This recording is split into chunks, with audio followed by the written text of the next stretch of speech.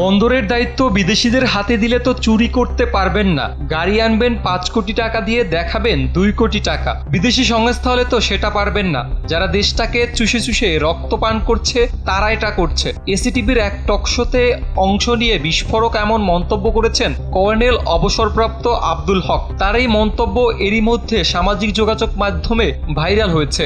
রাজনীতিবিদদের উদ্দেশ্যে সাবেক এই সেনা কর্মকর্তা আরও বলেন, আপনারা ব্যর্থ হয়েছেন। ৫৪ বছর তো আপনাদের দেখা হলো, কি উপহার দিয়েছেন এই জাতিকে?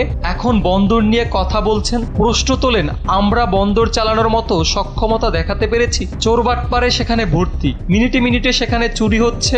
সেটা পরিচালনায় বিদেশিরা আসলে তারা তো দুর্নীতি করবে না। দেশের গুরুত্বপূর্ণ কন্টেনার টার্মিনালগুলো পরিচালনার দায়িত্ব বিদেশি কোম্পানির হাতে তুলে দেওয়ার সিদ্ধান্তের পক্ষে বিপক্ষে চলছে জোর আলোচনা। সরকারের পক্ষ থেকে বলা হচ্ছে, এই সিদ্ধান্ত দক্ষতা বৃদ্ধি ও আধুনিকায়নের সম্ভাবনা তৈরি করছে, তবে এতে জাতীয় নিরাপত্তা ও সার্বভৌমত্ব হুমকিতে পড়তে পারে বলে শঙ্কা রাজনৈতিক দল ও কিছু সংগঠনের।